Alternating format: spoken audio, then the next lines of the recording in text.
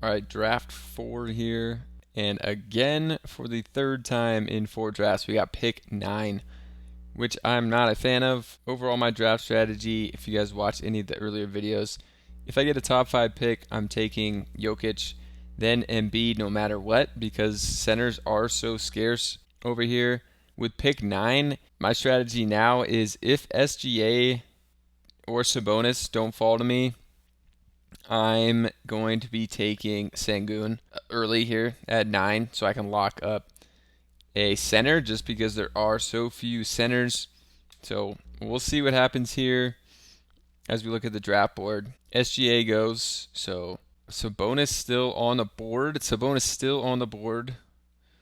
I love Sabonis triple double upside with that added bonus.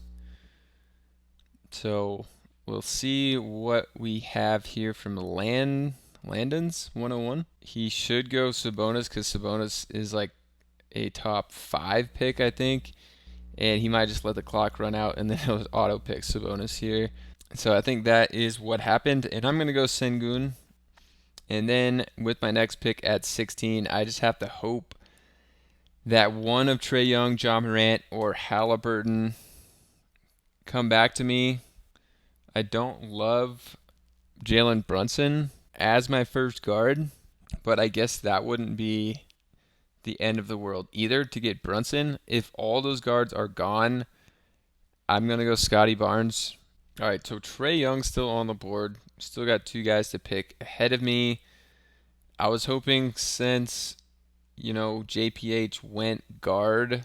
Oh, man. Terrible start here. So we don't get a guard or Scotty Barnes. Now we got to go Brunson. So I guess I'm going with Jalen Brunson here, which is not ideal. I did want to start center guard here, but I wanted one of Morant, Halliburton, or Young. And then honestly, if Barnes was there, I probably would have taken him above Brunson as well. So coming back, we'll see what kind of player we can get here at 33. I kind of forget what range we're getting here of player. Okay, I like to look at the Jokic starts and Embiid starts. So Jokic and then 2 elite guards. Love that start. And I don't mind this start either with Embiid, elite guard, elite forward here. We're coming up in 3 picks. Slim pickings. I really hope Lillard falls here, or I would take Curry. So Lillard's still on the board. 2 guys ahead of me. If he goes, I'm kind of screwed here. I guess I would go Lillard, then Cunningham. After that, I don't like Jaylen Brown, Siakam, DeJounte Murray maybe. So really, okay, so one of these guards is going to fall to me, Lillard or Cunningham, which I guess I'm okay with. I haven't taken either of them, and I don't mind them here as my top guard, or my second guard. I already have Jalen Brunson, and coming back, I'm eyeing a forward, which we'll get into right after this pick. Okay, and I think that guy's auto-drafting too. So I got Cunningham. Don't love that. And then I don't come up for a while, actually. Hopefully I can get Markkanen. If not, I would go Jalen Johnson and then Randall. And if I can't get one of those guys, I'm really going to be reaching for my first forward, which is not ideal. If one of those guys is not there, I could even go a third guard. Say DeJounte Murray's there, wouldn't mind that, or Kyrie. And then I think I'd even go quickly here over a forward like DeRozan or Jalen Williams. So we'll see what happens. Still 3 picks ahead of me, and I got 3 forwards queued up, so hopefully all 3 of them don't get taken here. But we did get a little lucky. Someone went early, so yeah, Vucevic and Jared Allen went really early. They went even before Mobley, which is kind of odd. And then we see Siakam go off the board, which I don't mind. So I'm thinking I'm going to get Markkanen here or Randall. And Jalen Duren goes. Okay, so Markkanen just went right before me.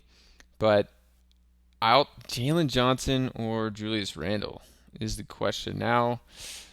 I've always had Jalen Johnson higher, and I think I might stick to that. But I do have a Jalen Johnson team already. Randall or Jalen Johnson? Okay, I'm going to go Julius Randall here. They still have him listed as a Knicks player. He's my top forward. So coming back, we're going to have to get another forward at 57 here. Definitely. So let's see what we got. Okay, looking at these builds, Jokic, two guards, two forwards, like that start. And then Embiid, guard, forward, forward, guard. Like both those starts. I think that's the winning formula, is to get one of those centers and then go two guards, two forwards, and then just stack up your forwards. Get either Drummond to back up Embiid or another big pretty late after Jokic. That's hard to beat formula in my opinion. Obviously, we're trying to do it with Sengun here, but it's just not as good.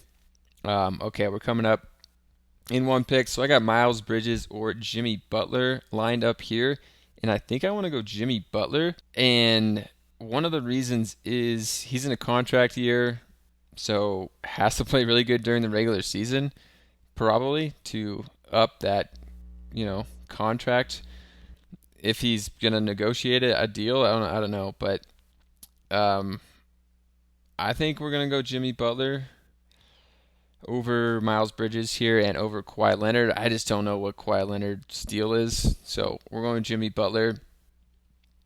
And the other reason is I actually went through and looked at the playoffs. So the first round of the playoffs is like late February to I think February 24th it starts, and then it goes for 2 weeks.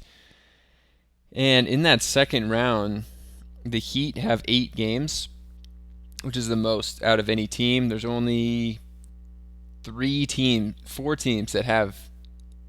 Oh, sorry. There's 6 teams that have 8 games in that week, and then most teams have 7 games, and there's like 4 teams that have 6 games. So getting Jimmy Butler for 8 games, and then round 3, if we make it, Miami also has 8 games, and they're like one of like 2 teams that has 8 games in both of the round 2 and 3, which is really crucial. We're coming up here soon at 64. I'd go Brandon Miller here, which could be nice if he falls here at 64 to us.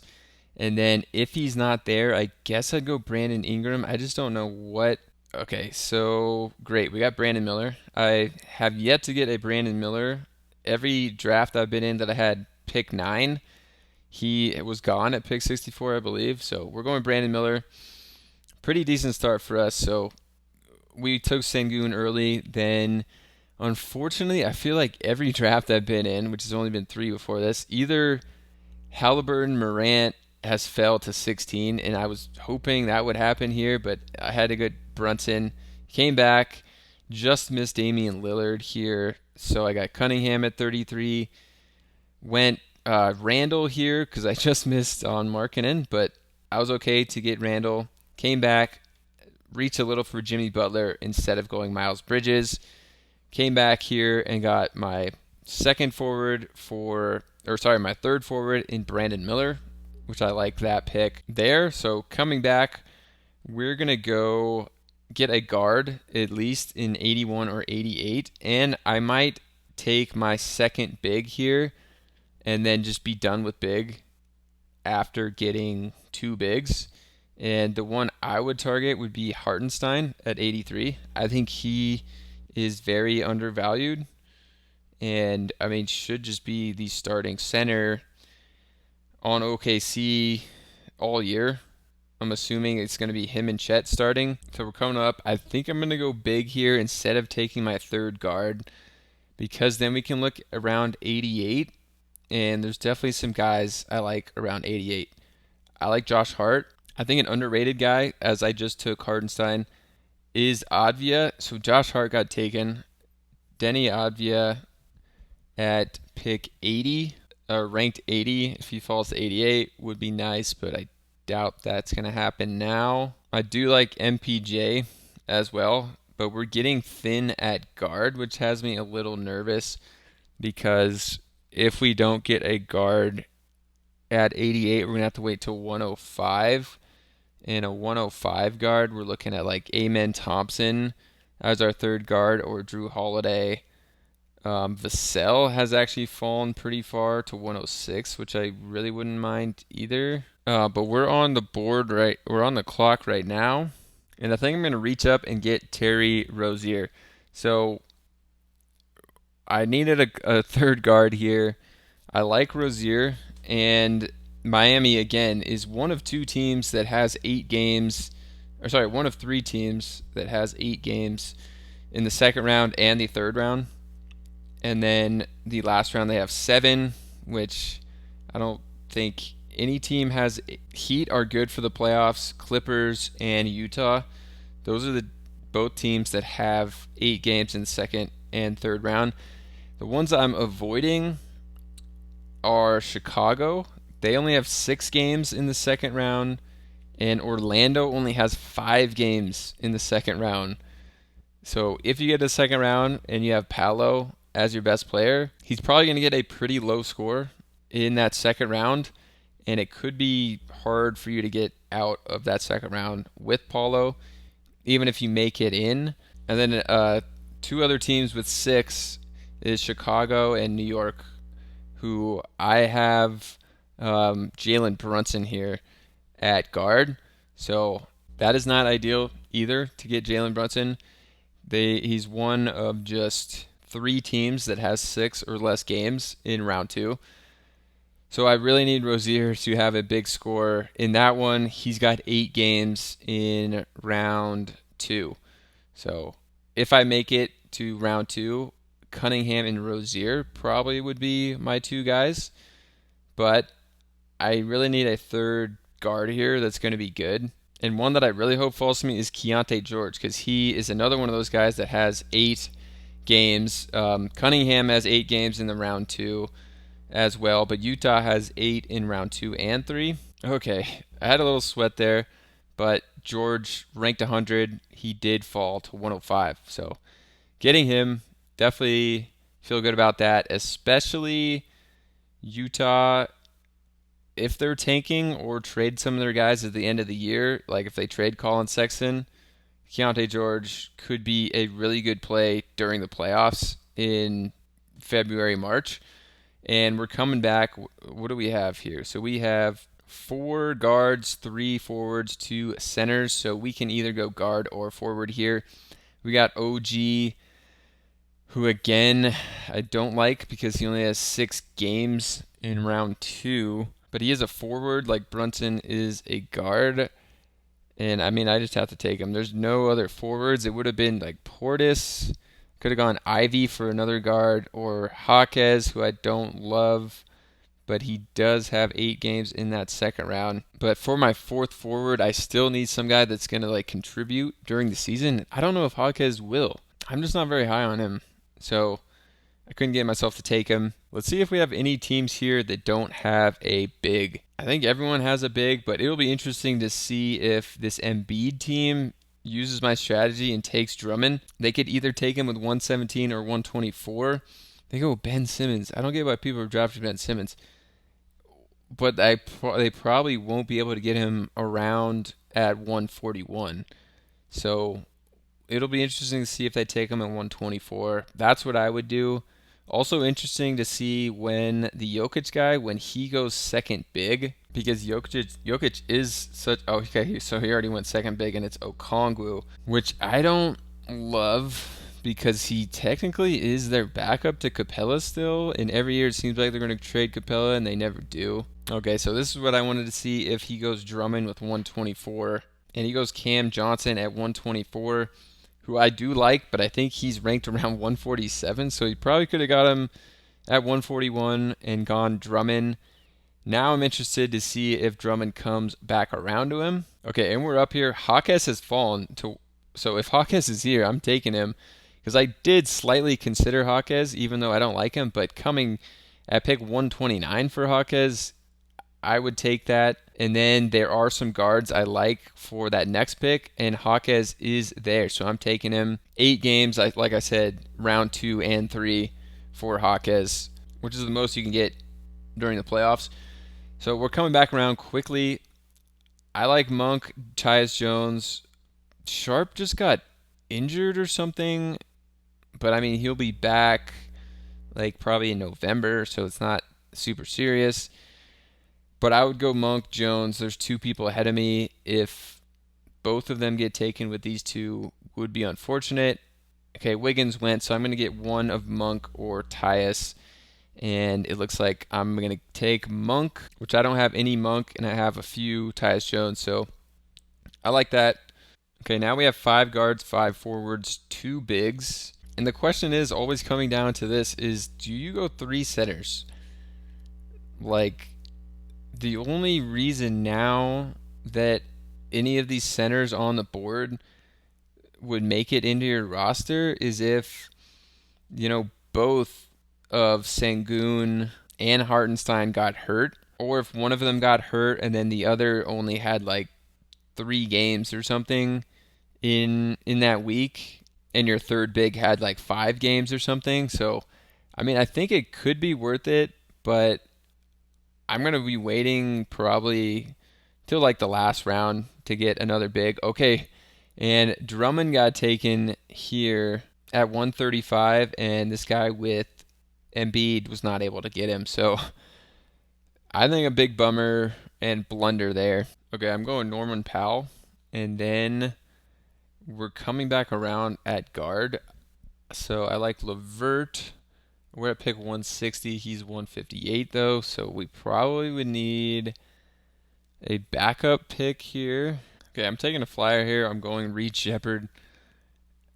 You never know what Shepherd's going to be. Getting a share of a rookie. I think that's the first rookie I've taken in any 4 drafts. So high upside play here at guard. For my 6th guard, I'll take that. I do want to get to 7 guards now because Shepherd is an unknown here. One that I'm looking at is Terrence Mann, ranked 183. His ADP is 178 though, but I think the Clippers could like be completely resting all their guys like Harden, Kawhi towards the end of the season in March, and then you could get a really good playoff run from Terrence Mann, who's already expected to start. So you maybe even get some high upside during the season with Terrence Mann. And then I'm going to go a third big, I think. Okay, I could leave it at 2 bigs here, honestly. Well, DeAndre Hunter just always seems to find his way back to me. Ranked 169, I'm picking at 177. I think I've taken him, I think, in every draft. But I think just so underrated here this late. A guy who could easily average 20 points per game, regular points next year. And the Hawks, I think they just have 7 games in each round, so could even make it in with a playoff score, especially if you have some injuries during the playoffs or guys sitting. And then we're going to come back around, hopefully get Terrence Mann here. If not, I'm going to go with another big.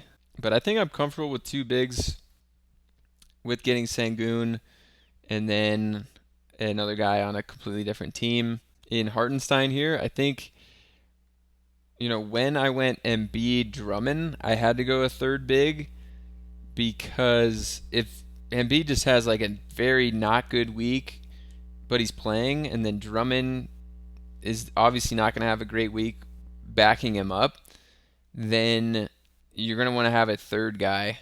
But with Hartenstein and Sengun not being dependent on each other, I think probably like 65% of the time, maybe 70% of the time, we'll take Sengun scores. But then the rest of the time, we'll take Hartenstein scores and then just hope that both of them don't get injured. But if one of them gets injured, it wouldn't be exactly the end of the world here.